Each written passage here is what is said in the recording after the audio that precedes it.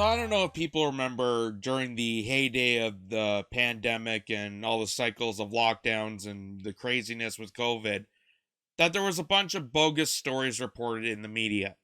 And a lot of these bogus stories were related to ivermectin, which is a pharmaceutical generic drug that was one of the top leading drugs in the World Health Organization. It's one of the most top essential drugs. It was prescribed by doctors to different people that were experiencing COVID symptoms, and you saw article after article after article, even, people that were lying, part of the pharmaceutical industry, part of, the FDA, they were lying to you about it. And we showed you this article before, but I'll show this again. Um, this is what the Rolling Stone did during the time of the pandemic. So you remember when they did this article that they said gunshot victims left waiting as horse dewormer overdoses overwhelm Oklahoma hospitals, doctors say. So they wanted you to believe that because people were getting prescribed a generic drug, that, oh, these people are crazy because they're clogging hospitals in Oklahoma. That gunshot victims can't get treatment because of all these knuckleheads that are taking horse dewormer. That is completely false. And they actually got caught for it. Because here's Mediaite saying Rolling Stone blasted over false story on Oklahoma hospitals turning away gunshot victims for patients who took ivermectin. So they got caught for it. They got caught for it. They did not apologize for that story, nor did they retract that story. And they got blasted for it. People saw right through it. Mediaite saw through it. We took a dive into it and we saw right through it. We kind of thought it was ridiculous that, first of all, they don't mention where the gunshots came from. Why there were so many gunshot victims in Oklahoma lining up at hospitals in the first place. Why wasn't that covered in a story? Turns out there wasn't. They didn't mention that. They didn't mention the hospital. They didn't contact any doctors that the sources say. Oh, a doctor said. One doctor said that there was clogged with gunshot victims. Well, who was that doctor? What was the source? What hospital was it? Did they talk to these people? No. They made a bogus claim and statement. And the other thing is, too, if you look at the picture, if you look at the photograph, this is an article in last July during the summer.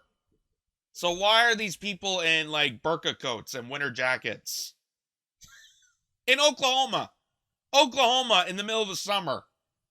Why would people be lining up in burqas and winter jackets? And they don't seem victimized. So we knew it was a whole big story. We knew it was a big sham. We knew it was such a big bogus lie that the mainstream media orchestrated as part of this collective group to demonize people and demonize people even further during the pandemic situation. And I want to show you, this is where this gets interesting, is this guy here is the co-founder of Rolling Stone magazine.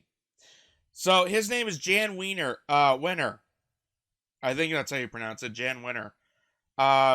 Is an American magazine magnate who is also co-founder of the popular pop culture magazine Rolling Stone and a former owner of Men's Journals magazine. He participated in the free speech movement while attending the University of California, Berkeley. Winner was also a mentor with his mentor, Ralph J. Gleason, co-founder of Rolling Stone in 1967. So this is important because of what I'm going to show you here, because he was invited on Joe Rogan to talk about his publications, to talk about his magazine, and watch how he completely does a 180. A guy who participated in a free speech movement in college at the University of California in Berkeley. Watch how easily this guy does a complete 180 based on the COVID, based on COVID, based on Russiagate, based on Trump, based on everything. Amazing how people that used to fight for freedom of speech back in the heyday are now doubling down on further censorship, including this guy. Take a listen. To regulate the internet? Absolutely. You trust the So Joe Rogan asked, do you want the government to regulate the internet? He says, absolutely. Absolutely. As someone who owns a publication, they want further authoritarianism to track down on people and silence out dissent from the owner of a publication. Isn't it so bizarre that they would do that? Like a media personality, you get the Rachel Maddows or the Chris Cuomo's or the Brian Salt, people of CNN, people of MSNBC, they're jumping down on this. They're saying, yes, you need more censorship. You're demonizing yourself for that. Like, just how crazy that is. And I don't know if it's because they're so far up their asses, they don't really understand the concept of what they're saying, or the paranoia has just gone so far out of control that they think that this is, the most sane approach. Like, I don't know what it is. But Joe Rogan's asking, do you agree that the government should go even further with censorship? And he's saying absolutely. To regulate the internet? Absolutely. You trust the people that got us into the Iraq war under false pretenses to regulate the internet? Do you think that makes any sense? Well, wait a minute. I would not. Well, wait a minute, Joe. Wait a minute, Joe. You're putting me on a spotlight here. I mean, they lied back then, and we used to publish stuff like that. But I mean, in this day and age, yeah. So now he's being confronted about this. Now he's being confronted about this as a publisher who used to attend free speech movements in college. Now he's being confronted about this because he, like many other people, are doubling down on more censorship, which I find it so bizarre because he runs a publication. And back in the day, Rolling Stone magazine was actually a decent publication, and I wish they stuck with it. Kind of disappointing that they have a magazine called Rolling Stone, and they just went further and further into neoliberalism tropes, like the New York Times, rather than publishing articles about music. Like, that was the heyday. That was the whole point of it. It's like if Hot Rod magazine published articles about Medicare. Like, it would just it seems so bizarre and so out of place. But maybe they'd be for Medicare for all. I don't know. But this just gets so bizarre. Take a listen. Not the people who got us into the Iraq War. It's the government. Was the politicians. It's the government. In the end, yes, it's the government. But who else is going to? Well, no. It's the politicians. Well, that's part of the government. But it's the no. It's the government. Okay, I guess you're right. I guess, yes, politicians are government. Do you think there's two separate areas? That politician is not actually part of the government? That the government is some other organization outside of politicians?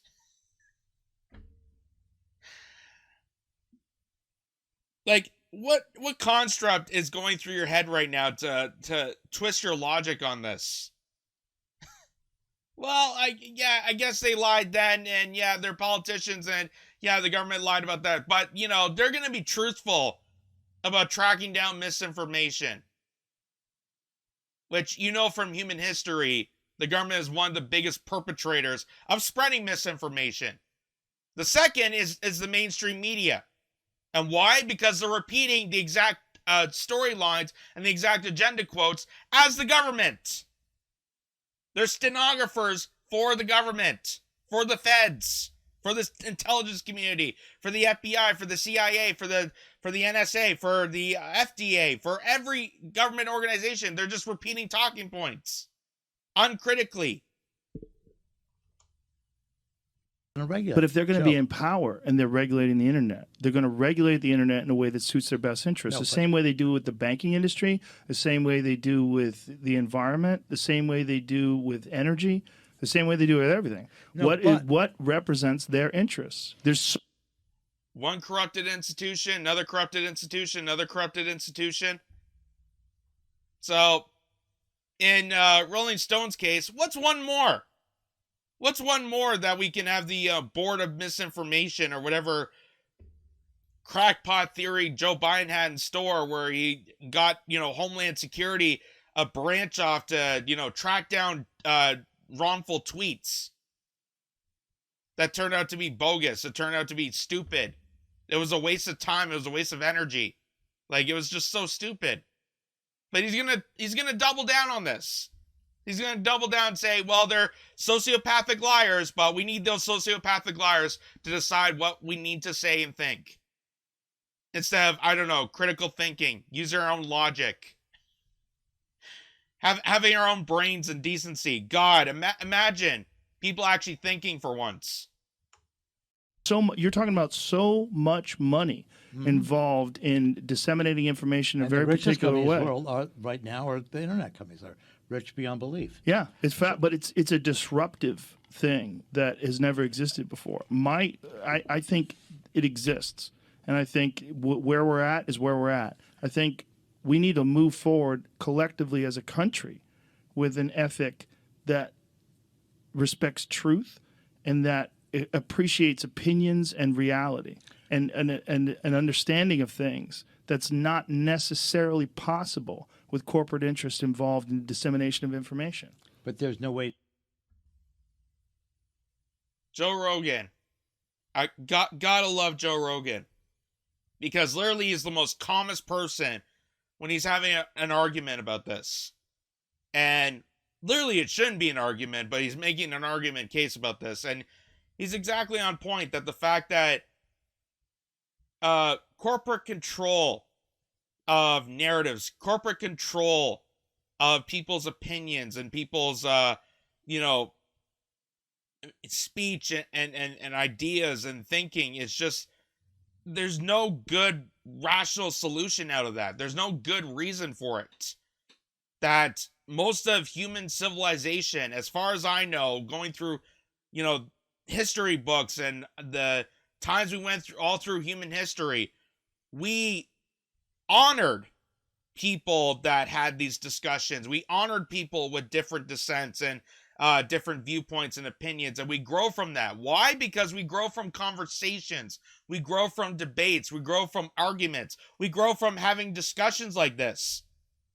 I don't agree with everything Joe Rogan says, but I admire what he says. I don't agree with everything Rolling Stone says, but I can tolerate him as a decent person. Maybe you don't agree with things I'm saying, but you at least tolerate me as a decent person. And so on and so forth. So why is it the government, along with corporations, consolidating towards each other, which is a form of fascism, why is it their duty to get rid of the debate, get rid of the discussion, get rid of the tolerance towards one another, and decide what's fact and fiction? Because as you know, the government has spread multiple times of fiction. The weapons of mass destruction that never happened. The Russia hacking our democracy that never happened. Syria gassing its own people that never happened. Russia blowing up its own pipeline that never happened.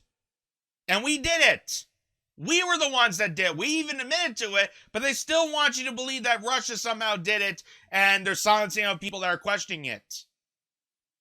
So it's not there to decide who's the liar and who isn't. As George R.R. Martin points out in a quote, they don't cut a man's tongue out for lying.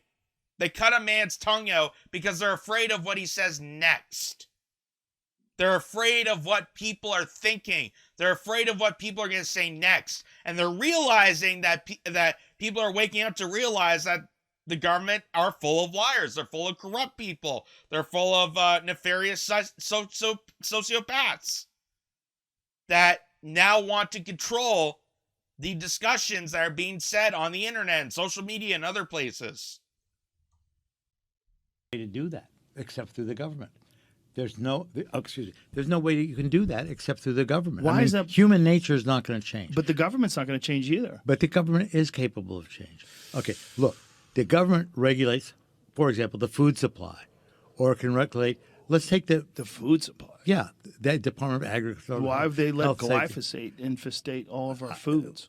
let's stay with one thing. Yeah, but that's a problem. That's the I government agree. regulating. Well, then we better get better politicians in them to appoint better people. I mean, it's not, again, don't let the perfect. You just admitted that the government's never going to change, but what we need is just better politicians. This is, again, going through the same old motions of, we need more Democrats. We need blue no matter who. We need to get rid of these, nefarious red Republicans, or the Republicans saying we got to get rid of all these blue Democrats. It doesn't matter, ladies and gentlemen. This is the whole point I've been trying to make. Whether it's Democrat or Republican, they're both corrupted, they're both pro-war, they're both against you, and they couldn't care less about you. Okay? It's a big giant club, and you and I ain't in it. This idea that somehow there's two different sides and two different sides of the argument is complete bogus. It's an illusion. It's the illusion to make you think that there's choice and options available between the Democrats and Republicans. There isn't. They're both bought by the same corporations. They're both bought by the same establishment neoliberal goons that don't give two shits about you. They're there for themselves. They're there for their pocketbooks. They're there for Wall Street and the oil industry and big banks and big pharma. They're not there for workers. And that's what I've been saying this entire time. I thought there was different people, back in the day. But even with the squad, even with Bernie, even with Ro Khanna, even with those people, turned out my skepticism was point on.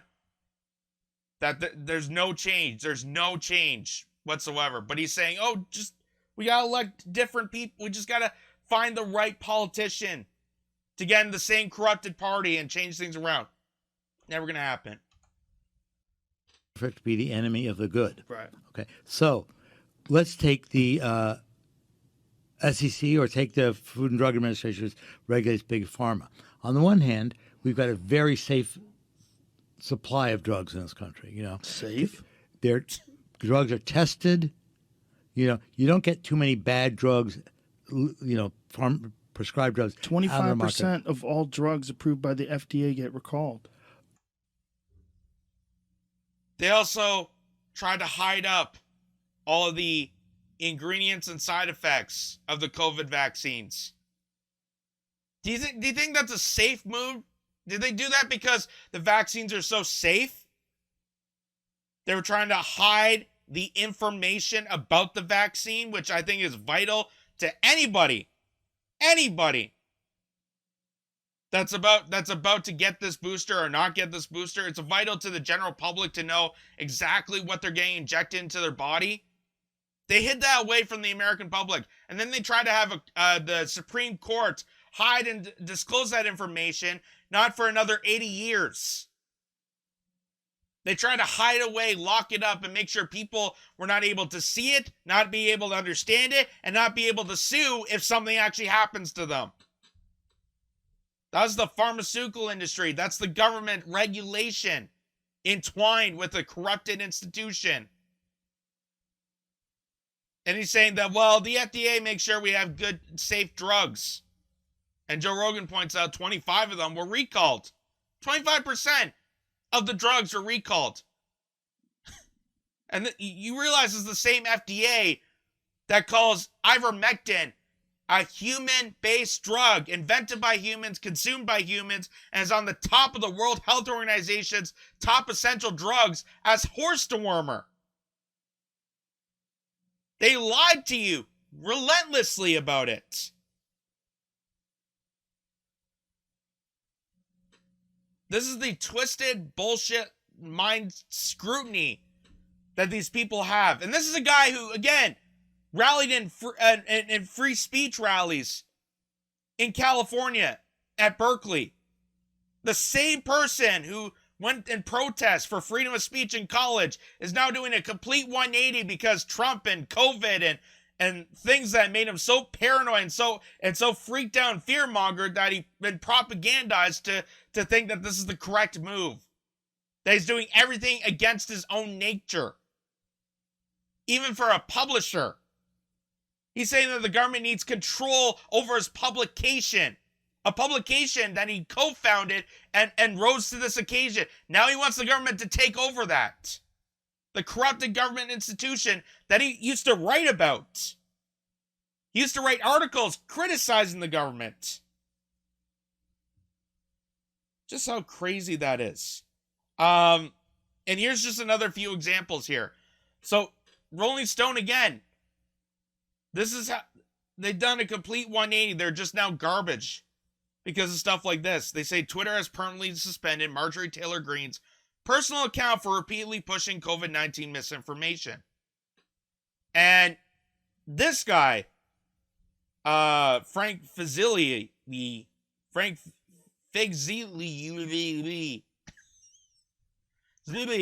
anyway, said we need more of this in this fight against disinformation of all kinds.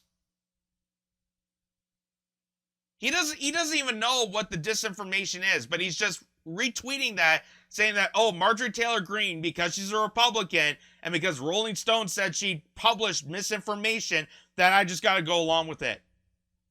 I bet you anything he didn't even read that article. Didn't read the article, didn't even look at it, but because it's Marjorie Taylor Greene, oh yeah, we got to hammer down. Hammer down so goddamn hard. But he probably won't say that about Fauci.